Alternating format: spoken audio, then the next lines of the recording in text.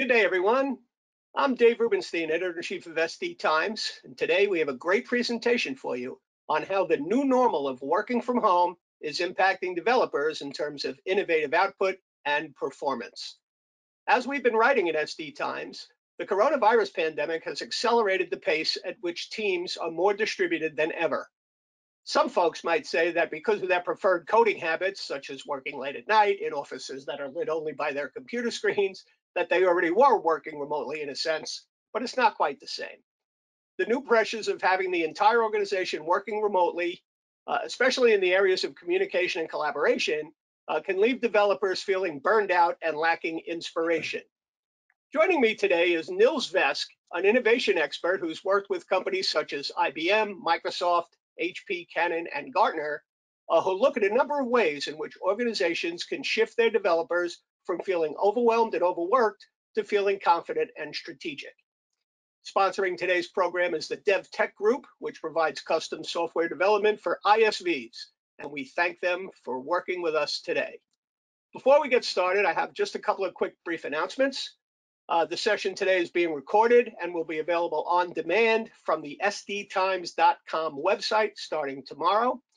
And our program today is going to be followed by a live Q&A, but you can submit questions at any time during the presentation through the questions tab on your control panel, and we'll get to as many as time will allow. So now here's Nils Vesk. Nils, take it away. Thank you, David. Welcome everyone to our Wicked Wednesday webinar, and it's my absolute pleasure and a privilege to be the presenter today as we do a deep dive into ways to help you guys get even better as leaders in the software development groups. And I'm really excited for a couple of reasons. Now, before I do that, you might be wondering, gee, this guy speaks funny. Yes, I am Australian, so good eye, mate. Throw another shrimp on the barbie. But despite my Australian accent and a name that sounds like I should be in an IKEA catalogue, I have the good fortune of working around the world with all kinds of organizations, from your Fortune 500 to your tech companies such as IBM, Microsoft, and HP and the sort, as well as all kinds of tech startups, software developers, and R&D organizations. And when I work with these organizations, the reason why they come to me is that they're willing and excited about innovating. They say, how can you help us create that new game-changing product, that game-changing service, or the processes that are going to enable them to innovate? Or sometimes, simply put, it's about how can we help them get more productive in their teams? And that's my intention today. And when first David from the Dev Tech Group reached out to me and we had a bit of a conversation, I said, well, I've actually got some ideas for some keynote opportunities. And so I started to shoot a few crazy ideas from him. I said, let's do a talk about why isolation is fun and other lies I've told. That didn't quite resonate with him. So I threw another one, being an ideas man, which was ways to stay calm when business crashes and other methods of substance abuse. But he thought, no, the FBI would be involved in that. So I tried one more suggestion for the keynote, which was ways to kill an annoying client and other business tips. And he said, Nils, that's not going to work. What if we were to talk about change? And so we started a conversation about change. And when you really think about the corona economy, as I like to call it, in the last 12 months, organizations have seen more change in these last 12 months than they have in the last 12 years. And specifically for software engineering teams, it has been around seeing extended remote work. And there are new challenges with this. And one of those big challenges is, how do we maintain this innovative output to its best levels? How do we maintain that high performance? And how do we maintain our team's cohesiveness so that they don't end up stabbing each other in the back, or they don't end up burning out? And with that in mind, we started to realize that there was a great opportunity to collaborate with the Dev Tech Group and myself, for a couple of reasons. Well, one, you might not know, but the Dev Tech Group has been playing in this remote service space for close to 7 years. And they've been providing services for some of the great organizations out there, the largest ISVs, CSPs, MSPs, telcos, and enterprises that you can imagine. And our own little business, Ideas with Legs, have been running a remote team in the Philippines for 10 years, not in software development, but in the innovation space. So finally, after backwards and forwards within David and myself, we came up with this topic, which is 14 remote working mistakes that could be killing your developers' innovative output and performance. So buckle up. This is going to be a bit of an adventure. And please, if you have any questions, put them in the questions box and I'll do my best to answer them at the end of the session. We also have a great ebook that we're going to give away at the end that will kind of summarize everything that we're covering. All right, so with no further ado, let's get stuck into mistake number one. And that's about failing to understand that leadership means different things to different people. Now, one of the challenges that we have when we come in from the world of software development, we might be a project manager, we might be a leader, is that sometimes we come from a world of just technical expertise. We may not have had that leadership training, we may not have had leadership experience. And one of the things that people have discovered in terms of leadership now is that if we all have individual leadership preferences, it's kind of like music preferences. So I might be into country and western, and another one of my team members might be into R&B. And if I'm sort of hitting my team member with the country and western, but they're into R&B, they're going to get a little bit upset after a while. They're not going to resonate with what we're doing. So the simple fix for this is understanding that everyone has their own leadership perception. And that's all based on things about who we were growing up with, who our peers that we might have been respected to. It might be, who our teachers were, who our first bosses were.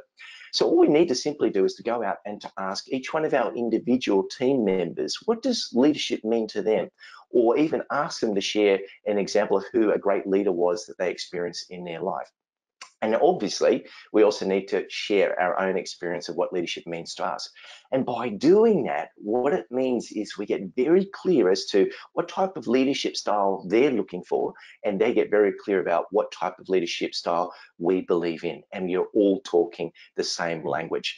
Very, very powerful, but very simple. And it can only take, 30 minutes one day, and it will really enable you to have a great, great, powerful team and lead on that right level. It's about leading from every level. So leadership means different things to different people. All right, pretty simple. Mistake number two, and this comes from when we measure outcomes but not measure behaviors. Now, what's an outcome? So an outcome is we need to get this project done by this date and this amount of with this amount of budget. And that seems fairly simple, but what we need to know is that unless we measure the behaviors that we execute each and every day, it's going to be unlikely that we can achieve the outcome. And when we look at high-performing teams, when we look at high-performing organizations, great organizations measure behaviors. Now, you might be wondering, well, what is a behavior? Now, a behavior is something that you can do right now or at some immediate time in the future. And quite often when we work with organizations, they'll come to us and say, we want our people to be more innovative, Neil. So I said, great, what does that look like? And they go, well, we want our people to be more collaborative. And I said, well, okay, that's a trait, but it's not an innovative behavior. And they go, what do you mean? Well, if you really want a behavior, it needs to be observable, measurable, and specific. Say, for example, if we were at a planning stage in one of our sprint planning sessions, we might want to invite another team member from a different software development team to come in to sit in on our planning session to identify where our potential roadblocks might be. It's observable, it's measurable, and it's specific. So that's simply the way we go about doing this. And one of the things that I know that the Dev Tech group do, Ivan, one of their team leaders, does very well, is at the end of their, what we call the Scrum retrospective sessions, when they're looking back at how they went, is they look back at the types of behaviors people have been exhibiting to make sure that they got the results that they do. So simply put, if you want to get your team more innovative, start to create a list around those observable, measurable, specific behaviors and start to measure them, and you'll find those results really start to accelerate. All right, let's move on to mistake number three. And mistake number three is about not having process goals. Now, we all have goals, that is, such as an outcome goal to get a project done by a certain time on a certain budget. But process goals are the activities that we need to do in order to get there. And they might be the actions that we need to do daily. It could be weekly, monthly, or quarterly, and the sort. And it's really, really important. And I learned this a long time ago from a high performance sporting psychologist who worked with not only Olympians and world champions, but also with elite performers and CEOs around the world. And I learned about this technique when I was about to represent Australia at the World Championships. And she said, Nils, you've got to have your process goals, otherwise you're not going to achieve your outcome. So let me share an example of this. One of the things at DevTech, there is one of the leaders there called Robert. One of the things that he does in the sprint method is to look at the daily progress meetings. He knows that that's a process goal, and that provided they run their daily process meetings, progress meetings, they're going to know that they're on progress to achieving their outcome. Another thing I know that the DevTech group do very well when they do their 2-week sprint planning sessions is they look at what are the process goals they're going to need to hit and to achieve this final outcome. So it's pretty simple. Have process goals rather than always focusing on the outcome, and the outcome will just happen. All right, let's move on. Mistake number 4. And this is when we fail to provide recognition and give our team members or the team a sense of progress. This is really important for a few different reasons.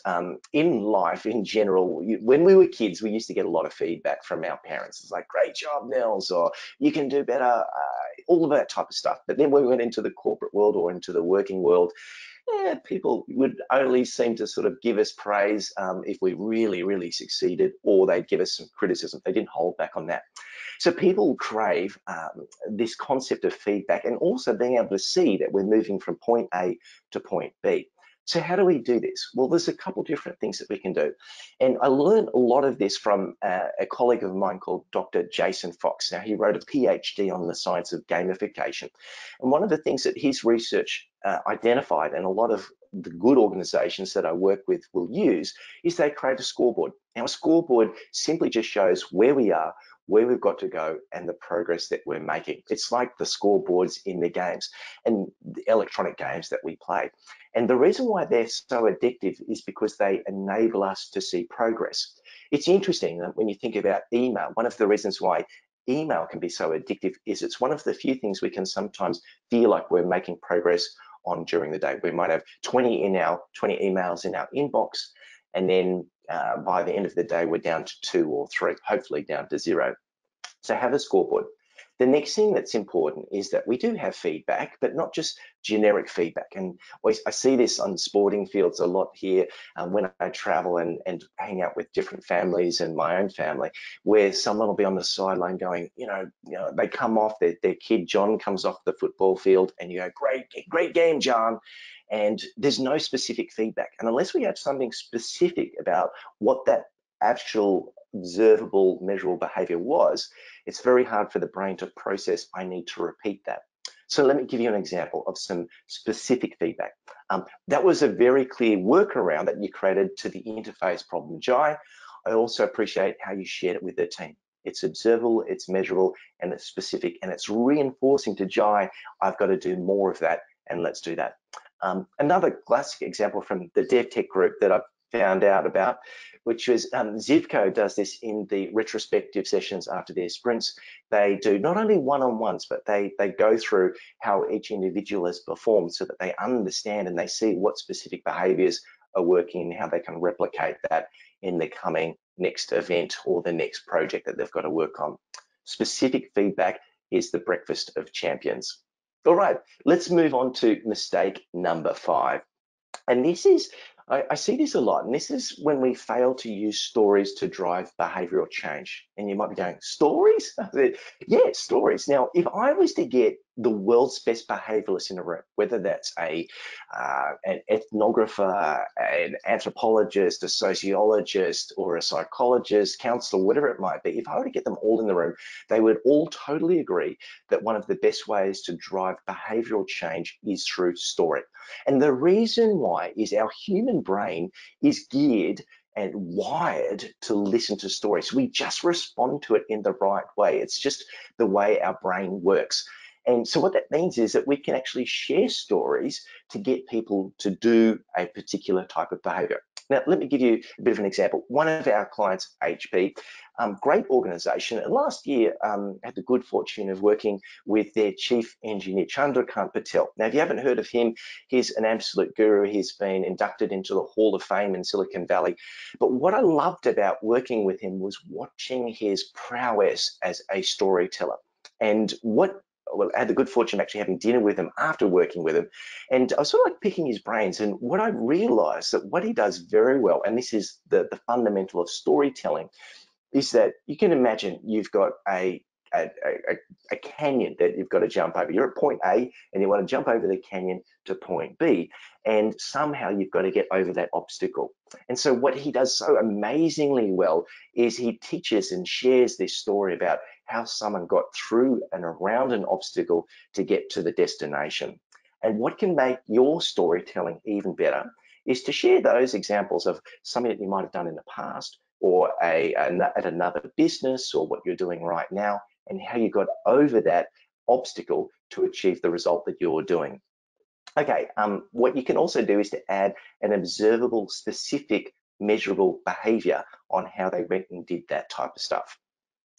And so if you can give an observable, measurable behavior and explain how they did that, then it makes it just so much easier for people to understand that's what they want to do. It just wires their brain to reflect and change that behavior.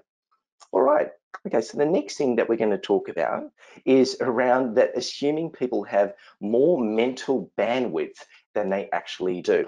And by that, what I mean is that we have more cognitive load than ever before. We have more decisions to make, we have more information to process, and sometimes we think that, you know, our people will just be able to handle it.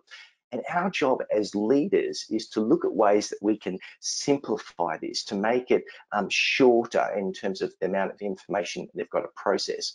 And one of the ways that we can do that is through our information by communicating through pictures. Now, we process pictures between 300 to 1,000 times faster than words. So whenever you've got some information, look at ways that you can use flowcharts, look at pictures, look at icons. I know one of the things that the Dev Tech Group do very well is they use a systems solutions architect to share their diagrams around what they've got to do and how they can go about achieving their plan. Simply put, use icons, use pictures to make things a little bit easier to do. All right, let's move on to mistake number 7.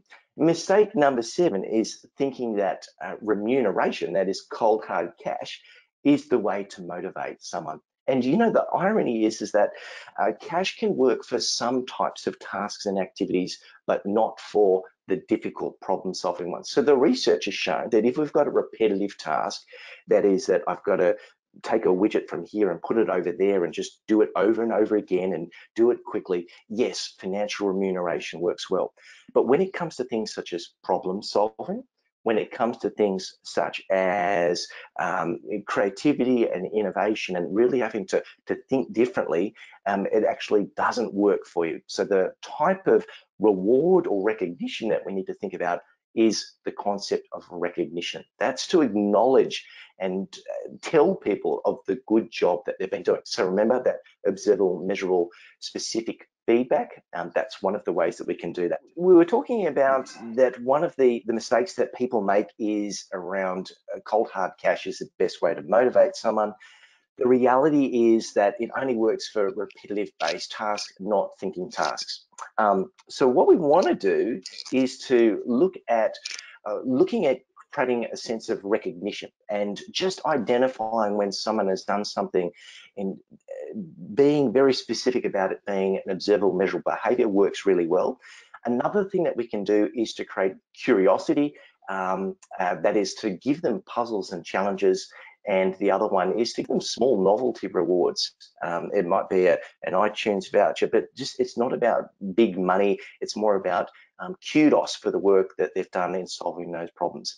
And I mentioned before, one of the things that Ivan does from Dev Tech Group very well is that if a team member is performing very, very well, then they get the opportunity to work on one of the exciting R&D development projects that the Dev Tech Group do very well. So there's some simple ways to do it. Again, we don't always have to use money to get the most out of our people to do things. All right.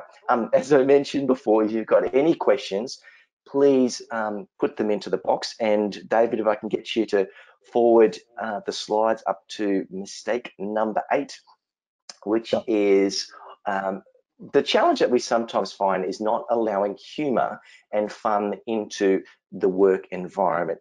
And you go, what? We should be having fun in the workplace? And I would say yes, because if we move that slide forward, one of the things that there's some great research has been done on the importance of humor in the workplace, not only in terms of resilience, mindset, culture and the sort, but also in terms of creativity and problem solving.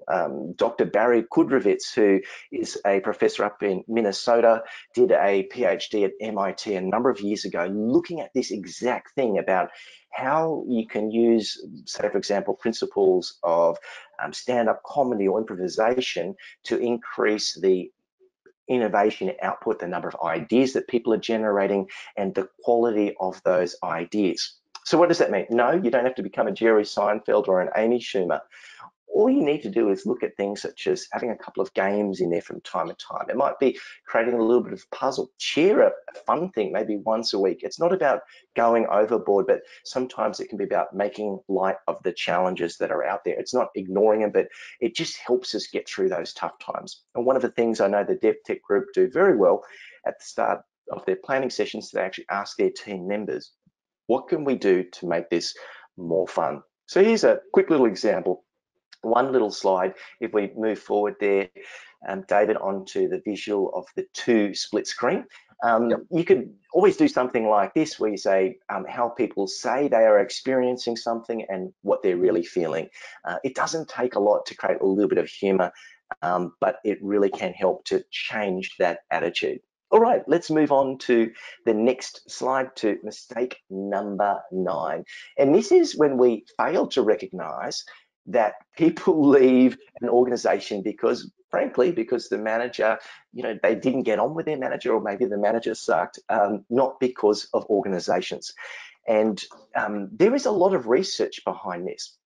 And if we can click through to the next slide here, David, one of the challenges that we have is becoming, the best fix that we can do for this is to become a leader worth following. Now you might go, well, what does that look like? Well, really, if you think back at any of the great leaders you've had in the past, or leaders that might be around your organization, they usually do a few of the 5 different things we've got here. One, they're good at sharing stories. Again, stories about how they had a challenge in the past and how they achieved it and got over the obstacle. They're very good at creating a great image of a vision of where we're going and why we're going, creating purpose. The next thing is they have very clear values about what they expect. They might have values of transparency, helpfulness, honesty, cooperation, collaboration, and the sort. They're very authentic. That is, they're real. They don't pretend to be someone or something that they aren't. And finally, they also make sure that they have accountability for themselves, and they also create accountability for the team. So if you're wondering about how you can turn up as a leader that people really want to follow, get a few of those things right, and you'll find that your team really do resonate with you and they want to follow you into the work that you do. All right, let's move on to mistake number 10. Now, mistake number 10 is around blame. I often think about the index finger is unfortunately like a gun, and when we point at the wrong person for the wrong thing, people take it the wrong way. And I see this a lot still into this day, where people will blame an individual for a mistake versus the process they are using. And if I can get you to click onto the next slide, David, there are there's a whole science behind how we can deconstruct mistakes so that we can fix them so that they don't happen again. And the best thing about doing this is the more we start to look at the processes that aren't working, then we can make sure that every time we run a project, it gets better and better and better, more effective, more efficient, and more productive. Now, there are 3 different categories of mistakes. Now, I'm not the originator of this. This research comes from some Dutch guys, Krogers and Schappele, What an interesting name that those guys have got. But they talk about 3 different categories of mistakes. They talk about real mistakes, blackouts, and slip-ups. So a real mistake is when the wrong process is executed. Say, for example, we have a repeat client that's come on board, and accidentally we send them the package, which is an onboarding package for new clients. It was the wrong process executed. A blackout is when part of the process is forgotten. That might be I forget to add an attachment. It might be that I forget to send on the specifications to the project software that we've been developing on.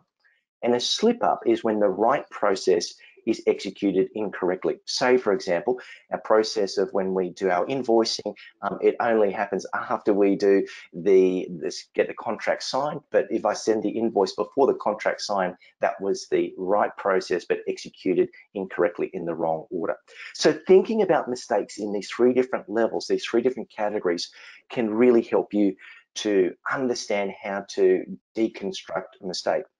If we can click to the next slide, David, we'll find that there are some other ways that you can get a little bit further into understanding mistakes. And there are a number of different sources of mistakes. There are what we call rule-based mistakes. That's when we have a process in place and what it tells what we should be doing, when we shouldn't be doing. Maybe that's broken. Or maybe it's knowledge-based. That is about what people know or what they don't know. And quite often it could be something that's skill-based. Maybe the person who was involved in the mistake just didn't have the skills to do that.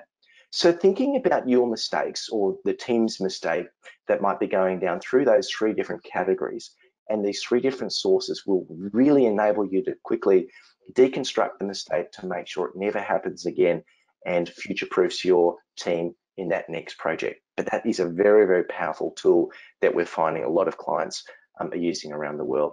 Okay, if we can move on to the next mistake, which is mistake number 11. And this is when we, for whatever reason, think that in order to create a behavior change, that we need to change the motivation. We need to get them pumped up. We need to get them overly excited. You know, the reality is motivation is one of the most fickle of all of our drivers of behavior change.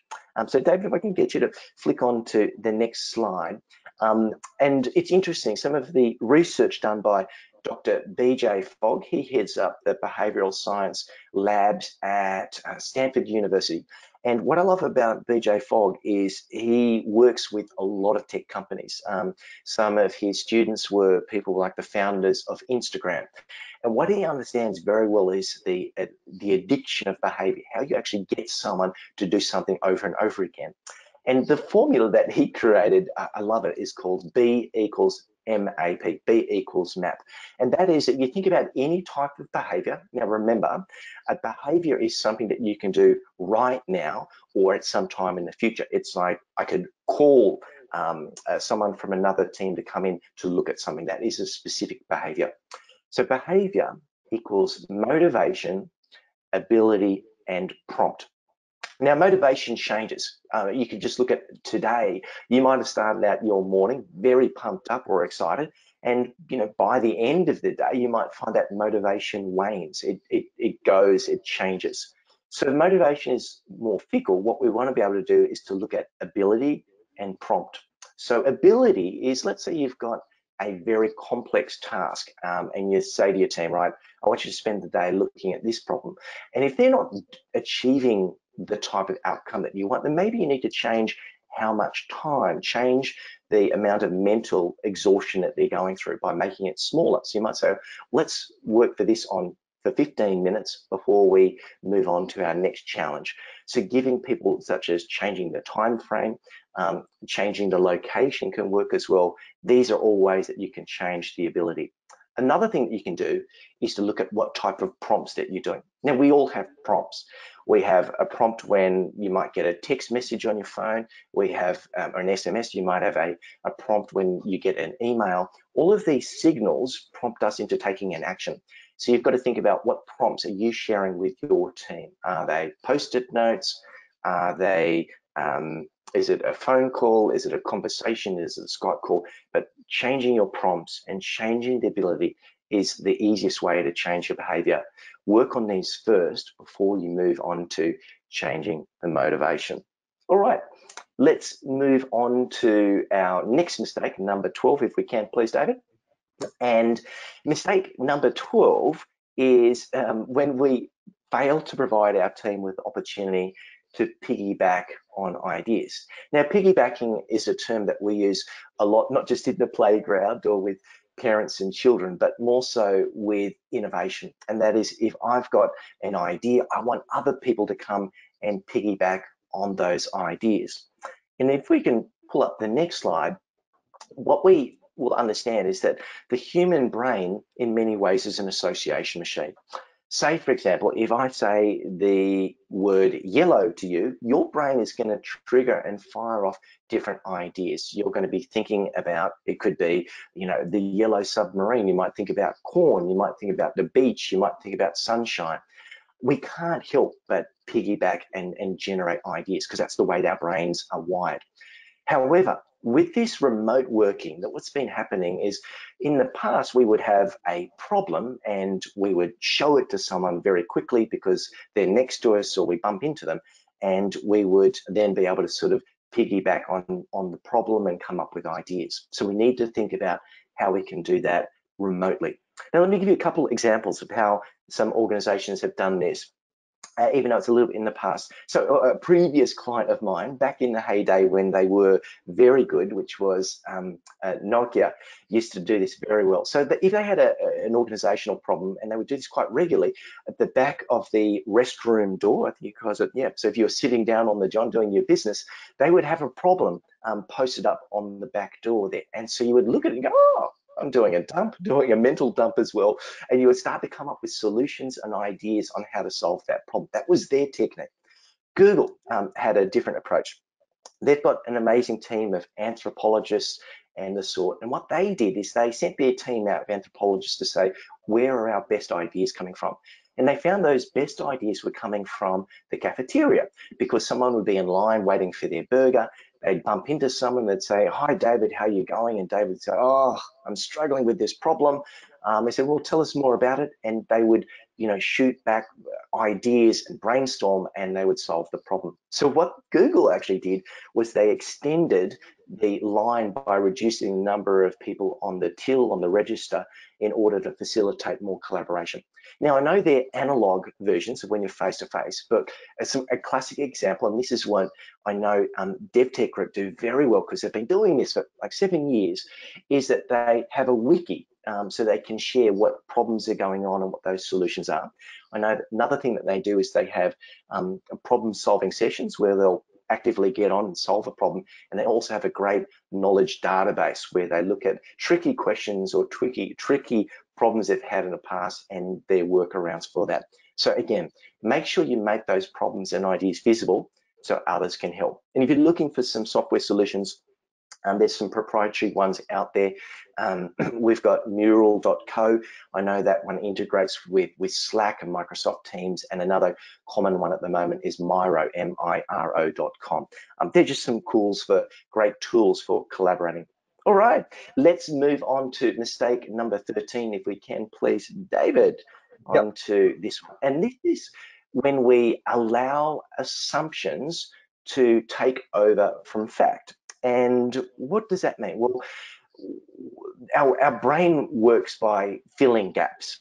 And unfortunately, when we're at work, if there's something that we don't know, we make an assumption. And if we make an assumption, it sometimes, well, pretty much every time we've got an assumption, we'll make up a mental story in our head. Now, that could work for us, but quite often it works against us. Let me give you an example. I'm working on a project. I do some coding. I've got some stuff off. I send it off to my project manager, my leader, and I don't hear anything for the day. Usually they're really quick. I think, oh gosh, maybe Lisa doesn't think I'm very good anymore. She hasn't responded. And even though she might respond the next day, by then I've kind of wasted my whole day because I've made up a story in my head that my code was no good and I'm doing a horrible job. And even though she comes in the next day and apologizes for not getting back, I've made up a story. And, you know, for however amount of time after that, I've made up this story about that. So we can pull up the next slide for us, please, David. Now, one of the things that you want to do, the fix for this, is to get your team to share whenever there is an assumption with this little phrase. And that's as simple as, the story I've got going in my head is ... And by starting this, and I learned this from an amazing behavioral organization that worked with some Fortune 500 companies like myself. And what it does is it just says that this is what's going on. It's not blaming anyone or anything, but it goes, the assumption I'm making up, or the story I've got in my head, is that we need to tackle this problem by going this way. And someone else goes, oh, wow, well, the story I've got going is this. And it enables you to get it out of the table. So there is no, you're exactly on the same page, and you're not going to make mistakes. You don't waste time, you're more productive, and you have a more cohesive, stronger team to do that. So really get the assumptions, claim them as a story, and share them with your team. All right, let's move on to our lucky last mistake, mistake number 14. And mistake number 14 is specifically around these remote collaboration tools. It's about the mistake that people will just not have protocols on how to use the collaboration tools. And I know that this is kind of, in many ways, it's almost expected, because people have been thrown into this deep end of having to use these collaboration tools. David, if I can get you to slip on to the next slide. And the reality is there are some pros and some cons. And one of the big cons with some of these collaboration tools is the message alerts. So I really encourage you to disable those message alerts. People know when they've got to check something, but it's really can be interrupting people's great workflow. We're not good at multitasking. It's better, the research shows that, so it's better to leave people uninterrupted. The next thing is around defining your channels. So if you're going to be talking about planning sessions, put that in the planning channel. If you're going to do retrospectives, put that in the retrospective channel. If it's about problem solving, put them in those channels. But make sure there's a defined space and place where you communicate. And finally, please, ensure any information is delivered, it's only being delivered to the people who really need to get it, because it's a bit like the old email CC. It's one of those horrible habits that ends up clogging people's inboxes. We just don't need that excess information. It adds to cognitive load, slows things down. So just make sure it's for whoever needs it only. It's different if it's a collaborative tool, such as you've got a problem that you want people to solve and you want to piggyback, but generally only share that information to people who need it. So guys, that's my 14 mistakes. And if we can pull up the next slide, David, there, if you do have any questions, please post them in the question box. And the next slide after that is, if you also want a copy of the ebook of this presentation, so that you can have it as a reminder, please type slides please into the question box, and we will send you the ebook. So hopefully we weren't too disrupted by that loss of slides there, but I'd love to find out if there are any questions, and to help moderate that, I'll hand it over to David. Great.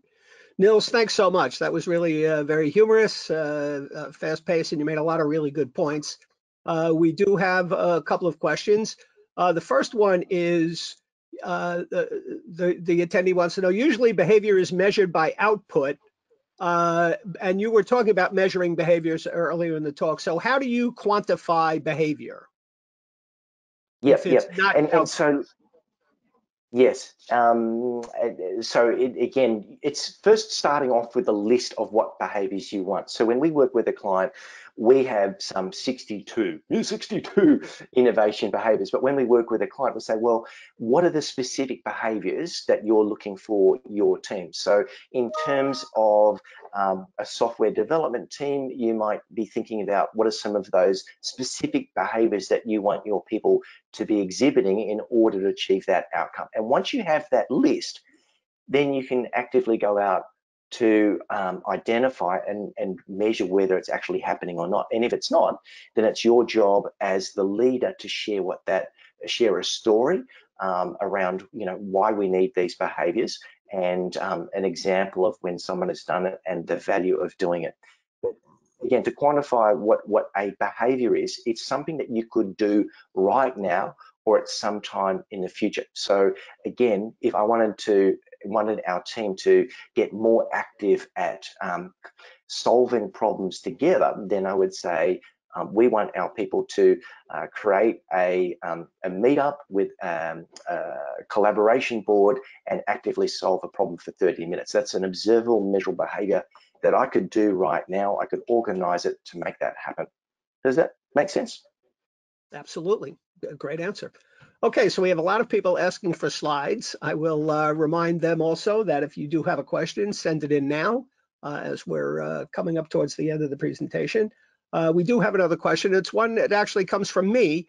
Earlier in the presentation, you had mentioned the notion of blameless in tracing things that go wrong and what have you. And I know that's kind of been a trend in the industry for a while. Organizations want to get to that. But what is the impact of that on developer output and innovation and how they feel about doing their work? Yeah, so what we've found and what a lot of the research shows is that when you can make identify a mistake as a process mistake, people apply it, or I guess they approach it with a much more objective approach, so that they don't have any hang-ups about that I've got something wrong with myself or my boss doesn't like me. So the cohesiveness of a team improves, and also the end result, each time that process is identified, it's less likely that mistake is going to happen again because the process has been fixed. Essentially the output that happens is you get better output, better cohesiveness, and more trust between different people, because you can identify when a problem has gone wrong rather than going, David, you've really stuffed up here. You've got to lift your game. It's like no one loves those conversations. And the reality is no one goes to work with the intention of making things, making a mistake. Well, maybe someone, if you work in the postal service, I'm not sure, but mostly people want to get things right, and we've got to acknowledge that. And it's our processes, and if our processes aren't working, we've got to fix it. Mm-hmm. Very good. Okay, so we're coming up on time, and we're out of questions. So I would just ask you, if you had one final takeaway for our viewers here today, what would you emphasize from this presentation? I think the most important thing that I'm finding with remote workers at the moment is that, yes, things have changed. That's all right. We can adapt, as we all have adapted, but this is going to hang around for quite a while. I mean, Google isn't going to be heading back to the offices until I think July 2021. So, that's still another 8 or 9 months or so from now. So that's a long period. And one of our clients did a survey recently around their clients, and most people are going to continue with this hybrid remote work system because of the savings financially and the sort. So what does that mean? It means that this is going to be hanging around for a long time. And rather than complain about it, just go, hey, this is the new norm. This is the way that we've got to do. But also just know that there are some principles that can enable you to make remote work fun, to make remote work productive, and enable your team to get some great project work done and enjoy their work without burning them out and without making them feel like they're resenting their work, and making you a leader that people want to follow. Mm-hmm. Excellent. All right. Again, Nils, thanks so much for your presentation and joining us today. Really appreciate it. Also want to thank the Dev Tech Group for sponsoring today's program, and of course, always like to thank the folks who joined us here today. Appreciate your spending some time with us. So until next time, I'm Dave Rubenstein, Editor-in-Chief of SD Times. So long for now.